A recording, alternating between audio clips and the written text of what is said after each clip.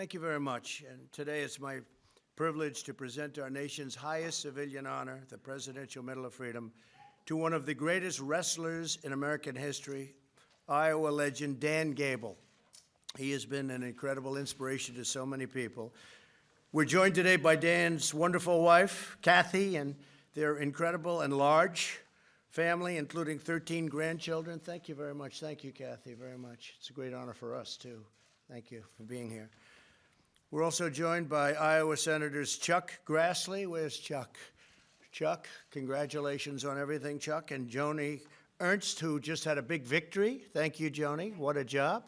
What a job. They had you down a couple of points, and you won by a lot. So, you know, it's one of those things that you should be very proud of yourself. You campaigned hard, and that was a tremendous victory. Thank you very much.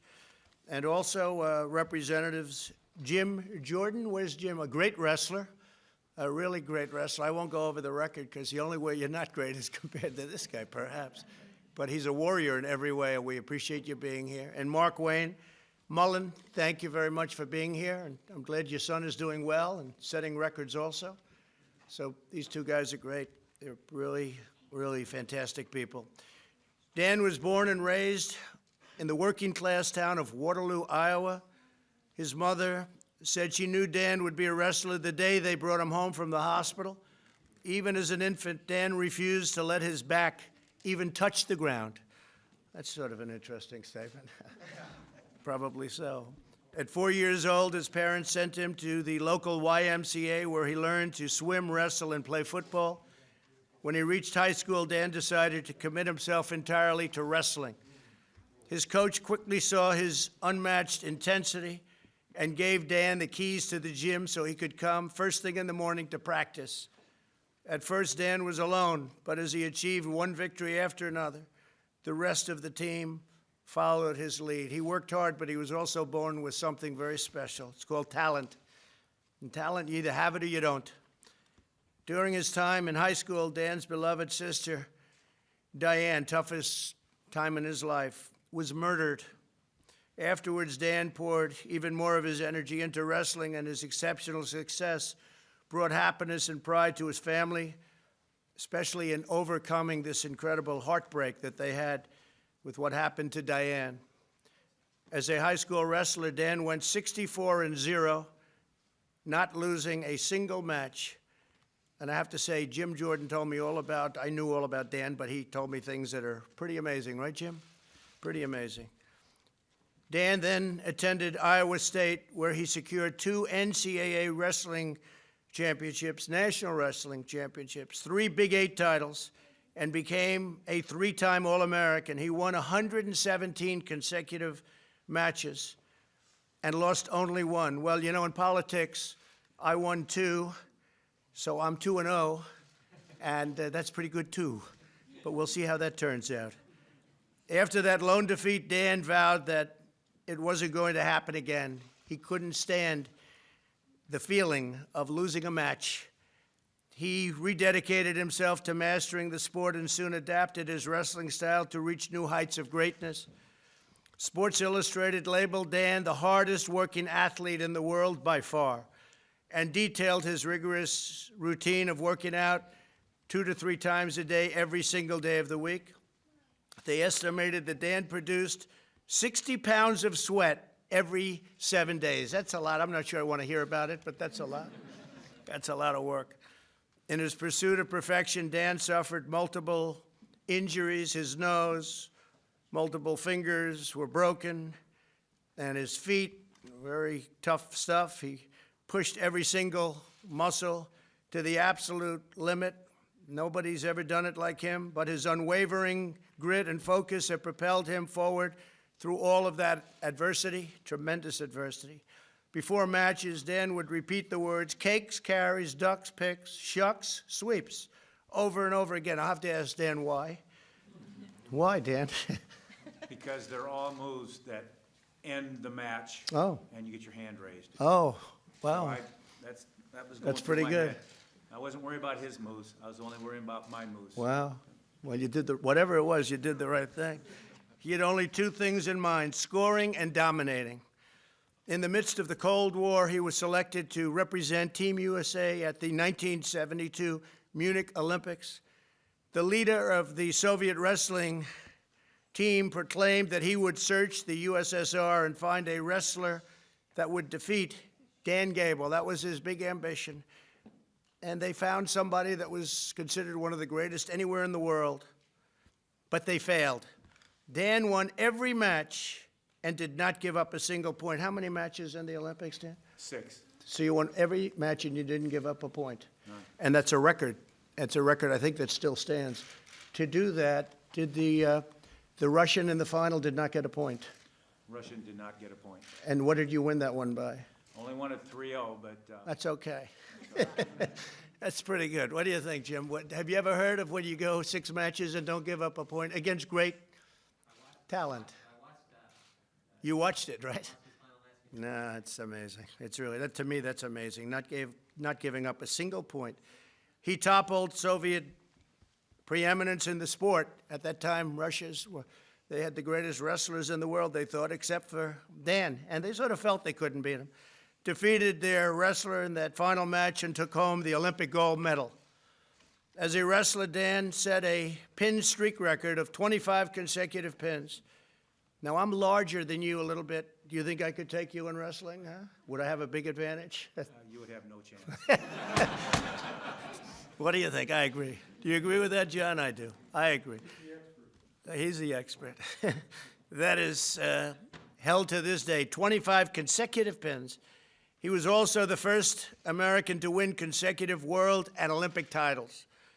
Dan went on to coach at the University of Iowa, where he secured 355 victories and 15 NCAA team titles.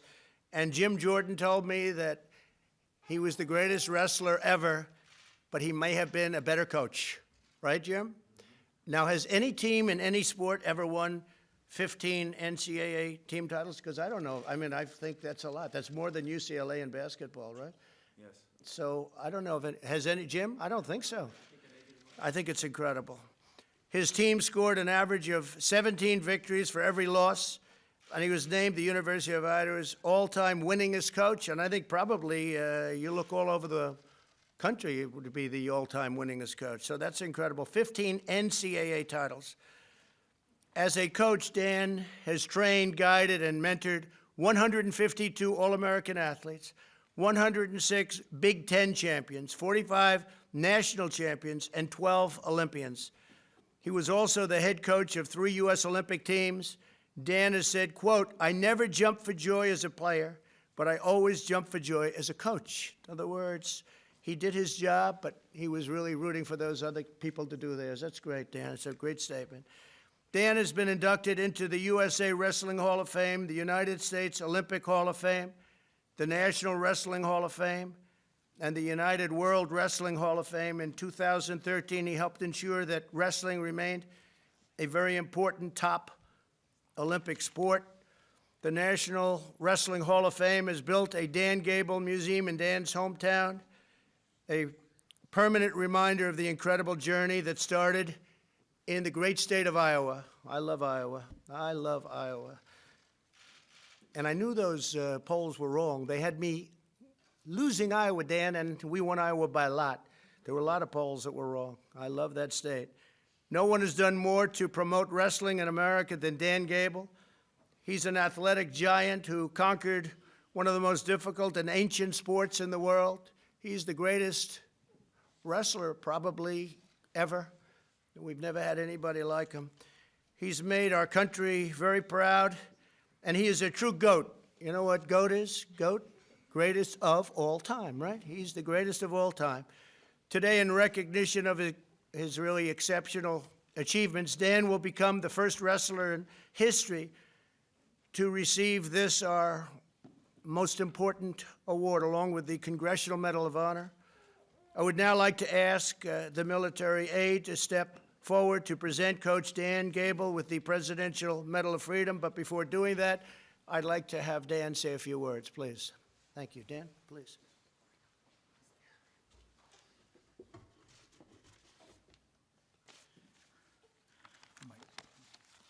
Get this down here. wrestlers are all sizes and shapes, so. I asked how much time I had up here because I'm not used to a short talk, and they said I had 3 minutes. And I'm used to speaking to groups for 45 minutes and so on. And I had one company actually bring me in for 4 hours straight a talk, and I did it, and they brought me back 4 more years after that. So I must did a good job. I learned to become an assistant coach under a good mentor, a good head coach at the University of Iowa. And they sent me out into the community to promote the sport that they really weren't excelling at and wanted to do more. So, yeah, I learned to talk because I didn't do it well. And talk helped. Yet talk didn't win me over. Performance and lifestyle did. It wasn't perfect because nothing's perfect, but no place on this earth is perfect, and there's always room for improvement. The success one has with others, as he mentioned, is more important than the success you have as yourself.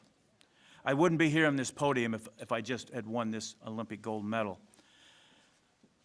It has been a lifetime of work, learning from many others to be an outstanding competitor and person, then taking that knowledge and applying it to many, many others in different ways to have them perform at their highest so they can be real successful. And that group of individuals become team members, and because of their individual great performances, great historic teams and family performances are the results. Proof is in the results. And the proof is here today. My immediate family of 23, who are all right here, led by my wife, Kathy, of 46 years. They are living it, and because of this, they all have better chances of success. They are witnessing this historic moment of someone quite ordinary, mostly, going to the highest level as an athlete and then helping others do the same through the professional level of coaching. Did so for years, showing others that are just watching, reading, or listening, who really strive to do the same. It works. It works. Living proof right there. For those that couldn't be here because of limitations or have passed, especially my mother, Kate, my dad, Mac, and my sister, Diane, whom he referenced, was murdered in our own home as a teenager because she fought for her life and didn't give in. I know they are here, and they're all proud. I thank you very much for giving this kid here the opportunity to reach this level of the highest award a civilian can get, the Presidential Medal of Freedom. And of course, for all those that push the authority, President Donald J. Trump, I thank you for that, including his family. Because yes, I know this family has wrestled on and off the mat every day. And to the sport of wrestling, being the first to win this award, it becomes a higher challenge to all that participate. By the way, wrestling isn't for everyone, but it should be. And now females are strongly participating across the world. I'm so honored to be here. 3 minutes, what they gave me, maybe a little overtime. Not much. You take your time. And remember, I've never left practice as an athlete or a coach when it was over either. Thank you. Thank you, Dan.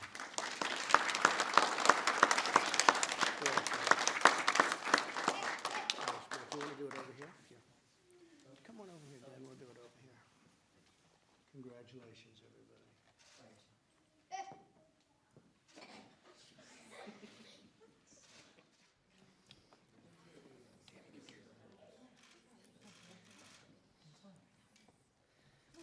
Danny Mac Gable is one of the greatest collegiate athletes and coaches of the 20th century. As a wrestler, he was a 3-time All-American, winning 2 NCAA national championships and a gold medal at the 1972 Olympic Games. He followed his career on the mat with an even more celebrated coaching career at the University of Iowa, leading the Hawkeyes to 21 Big Ten championships and 15 national championships. The United States is proud to honor Danny Mac Gable for his remarkable contributions to the sports world and to our great American story.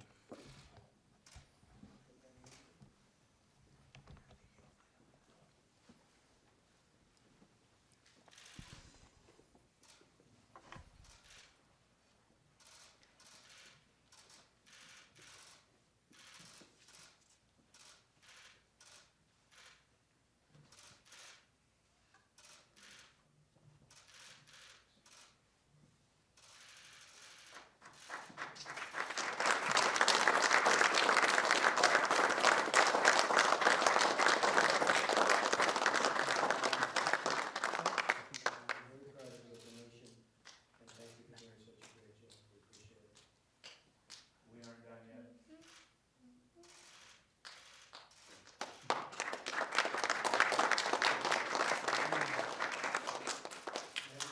For Dan, please, John, for Dan. For Dan, you know, so many times college wrestling isn't appreciated in a way that other forms of wrestling are. Do you feel that this Lifetime Achievement Award for you fully recognizes the sport of collegiate wrestling? I look at it as a inspiration, and that others will have something that's beyond just winning on the mat, that they'll be able to want to do something like this, and then so it'll enhance our sport. Because it isn't just like right now, me and him wrestling, and whoever wins the match gets a medal. It's more than that, and that's opens the door right now for a lot of people. How does it feel to be in the Oval Office for the rest of the day? How does it feel? The one time I didn't focus on what I needed to do, I lost. So you have to ask all them. I don't know, where am I? Well, we're very proud of you, Dan, and thank you very much. Thank you very much, everybody. Mr. President? How's Rudy doing? So, Rudy's doing well. I just spoke to him. He's doing very well. No temperature, and he actually called me early this morning. It was the first call I got. Now he's doing very well. That's another champion. Greatest mayor in the history of New York, and what he's doing now is more important. And he will admit that. He was the greatest mayor. Did a fantastic job, especially when you see what's going on nowadays, Dan. Rudy Giuliani was a great, great mayor, and what he's doing now, and he will say it is even more important. a week from now, Mr. President, the electors will meet to cast their vote. There's not a lot of time between now and then to make your case to overturn the vote. At this point, are you looking to change the outcome of the election or try to make a case to the American people that it wasn't fair? Well, I think the case has already been made if you look at the polls. It was a rigged election. You look at the different states, the election was totally rigged. It's a disgrace to our country. It's like a third world country. These ballots pouring in from everywhere using machinery that nobody knows ownership, nobody knows anything about. They have glitches, as they call them, glitches. The glitches weren't glitches. They got caught sending out thousands of votes, all against me, by the way. You know, this was like from a third world nation, and I think the case has been made, and now we find out what we can do about it. But you'll see a lot of big things happening over the next couple of days. And very importantly, we're here for a different reason. We're here to present our highest award, our highest achievement, really, something that really speaks to such incredible achievement, to a man who really is a great man and a great figure in sports, not just wrestling, in sports. One of our greatest athletes of all time, and I just want to say it's an honor to be with you. Thank you. Thank you very much. Thank you, everybody. Appreciate it. Thank you.